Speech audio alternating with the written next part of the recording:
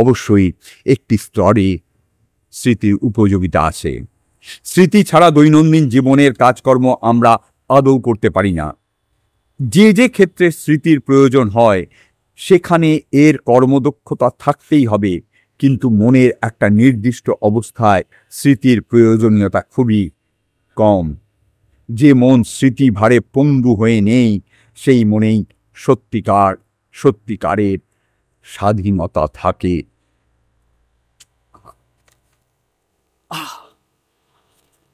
তুমি কি কখনো লক্ষ্য করেছো যে তুমি যখন হৃদয় থেকে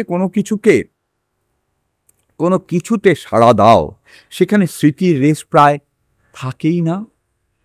তুমি যখন সর্বসত্তা দিয়ে কোনো চ্যালেঞ্জে সাড়া দাও না তখন কেবলমাত্র সেই পরিস্থিতিতেই দ্বন্দ্ব সংঘর্ষের উৎপত্তি হয়। এর থেকেই তৈরি হয় বিভ্রান্তি এবং সুখ অথবা দুঃখের উদ্ভব ঘটে। এই সংঘর্ষই স্মৃতির জন্ম দেয়। অন্যান্য যাবতীয় স্মৃতির সঙ্গে এই স্মৃতি সদা মিলিত হয়ে যায়। এই সম্মিলিত স্মৃতি তখন সব কিছুতে সাড়া দেয়। স্মৃতির পরিণতিতে যা কিছুই জন্ম নেয় সেগুলি সবই পুরনো, আর সেই জন্যই কখনো স্বাধীন নয়। চিন্তার স্বাধীনতা বলে কিছু হয় না, এগুলি নিছক বাজে কথা। চিন্তা কখনোই নতুন নয়, যেহেতু চিন্তা হলো স্মৃতি, অভিজ্ঞতা ও জ্ঞানের প্রতিক্রিয়া। চিন্তা পুরনো বলেই তুমি যে জিনিসকে পরম আনন্দ সহকারে দেখেছিলে, যাকে সেই মুহূর্তে হৃদয়ের মধ্যে তীব্রভাবে অনুভব করেছিলে, তাকে পুরনো করে দেয়, নতুনের মধ্যে নয়। বরং সেই পুরনোর মধ্যে থেকে তুমি সুখ আহরণ করতে থাকো। নতুনের মধ্যে কালপ্রবাহ থাকে না।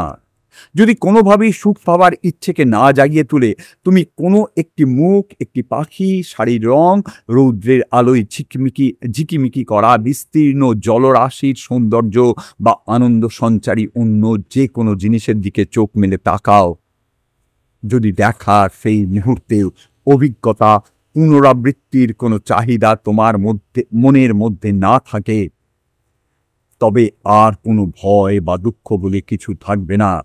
থাকবে শুধু অপার আনন্দ। সুখকে বারবার পেয়ে এক চিরস্থায়ী করে রাখার চাহিদা এবং সংগ্রামী একে দুঃখে পরিণত করে দেয়। এটা নিজের মধ্যে লক্ষ্য করে দেখো। গতকালের সুখ আর আজকের সুখ এক নয় বলেই সুখের পুনরাবৃত্তির চাহিদা দুঃখের কারণ হয়ে দাঁড়ায়। সেই একই আনন্দ উল্লাস পাওয়ার জন্য তুমি ছটফট করতে থাকো। সেটি শুধুমাত্র তোমার নান্দনিক বোধের জন্য নয়, মনের একই অভ্যন্তরীণ গুণগত অবস্থার জন্য। কিন্তু সেই আনন্দ উল্লাস তুমি পাও না বলেই তুমি আঘাত পাও, হতাশ হয়ে পড়ো। কখনো কি এটা লক্ষ্য করে দেখেছো যে তোমাকে সামান্য সুখপ্রাপ্তি থেকে বঞ্চিত করা হলে তোমার মধ্যে কি ঘটতে থাকে? তোমার চাহিদা মতো কিছু না পেলে তুমি উদ্বিগ্ন, পরশ্রীকাতর, বিদ্বেষ পরায়ণ হয়ে পড়ো। তুমি কি লক্ষ্য করেছো যখন তোমাকে মদ বা সিগারেট খেতে যৌন সুখ পেতে দেওয়া হয় না তখন তোমার মধ্যে কি ভীষণ যুদ্ধ চলতে থাকে? সেই যুদ্ধই কিন্তু ভয়েরই একটা রূপ, তাই না? যা তুমি চাইছো সেটা না পাওয়ার ভয়, বা যা আছে সেটা হারানোর ভয়। যখন কোনো যুক্তির সাহায্যে তোমার বহু বছর ধরে লালিত বিশ্বাস বা আদর্শের ভিত্তিভূমি নড়ে যায়, বা সেগুলোকে যদি কেড়ে নেওয়া হয়, তখন তুমি কি একত্বের অ্যালোননেসের ভয়ে শিউরে ওঠো না? বছরের পর বছর ধরে সেই বিশ্বাস তোমাকে সুখ দিয়েছে, সন্তুষ্টি দিয়েছে, সেগুলি কেড়ে নেওয়া হলে তুমি রিক্ত, অসহায় এবং দিনহীন হয়ে পড়ো। তোমার মনের মধ্যে ততক্ষণ ভয় বাসা বেঁধে থাকে যতক্ষণ না তুমি সুখের অন্য একটি রূপ, একটি বিশ্বাসকে আবার আঁকড়ে ধরছ।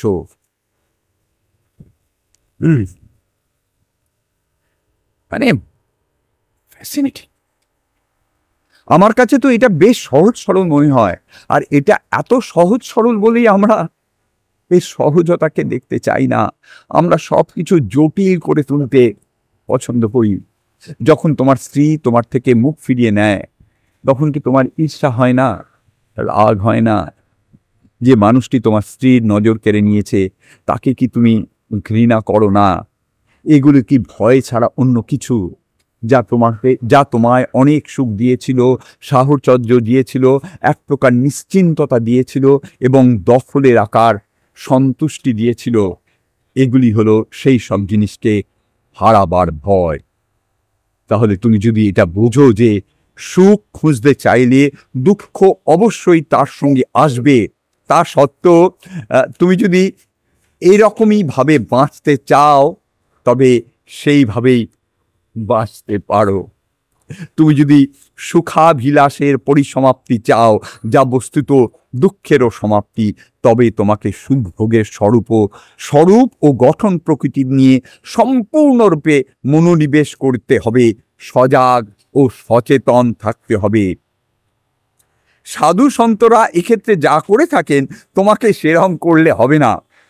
তাঁরা কখনোই নারীদের দিকে তাকিয়ে দেখেন না, কারণ তাঁরা সেটাকে পাপ কাজ বলে মনে করেন, আর এইভাবেই তাঁরা তাদের বোধ শক্তির সজীবতা নষ্ট করে ফেলেন। তুমি জোর করে সুখের ইচ্ছাকে তোমার থেকে আলাদা করতে পারো না। এটা না করে তোমাকে বরং সুখের সমগ্র অর্থ এবং তাৎপর্যকে বুঝে নিতে হবে। তাহলেই তোমার জীবন বিপুল আনন্দে ভরে উঠবে। আনন্দ নিয়ে চিন্তা করা যায় না, আনন্দ হঠাৎ আসে। আনন্দকে নিয়ে চিন্তা করলে তুমি তাকে সুখে পরিণত করে ফেলবে। বর্তমানের মধ্যে জীবন কাটালে তুমি সুখের অন্বেষণ না করি মুহূর্তের সৌন্দর্যের দর্শন পাবে এবং তার মধ্যে নিহিত সুবিশাল আনন্দের সন্ধান পাবে। এ প্রসঙ্গে অনেক দিন আগে রবি ঠাকুরের একটা লাইন মনে পড়ে গেল যে সুখ হচ্ছে অনেকটা একটা কাঁচের ফিনফিনে পাতলা বাটি, সেইটা তুমি রাস্তা থেকে সংগ্রহ করে তুমি তোমার তাকে তুলে রেখে দিয়েছ। আর আনন্দ হচ্ছে ওই ফিনফিনে বাটিটা রাস্তায় পড়ে আছে, যে কোনো মুহূর্তে ভেঙে যাবে, হারিয়ে যাবে। ওইখানেই প্রাপ্তি, ওইখানেই শেষ।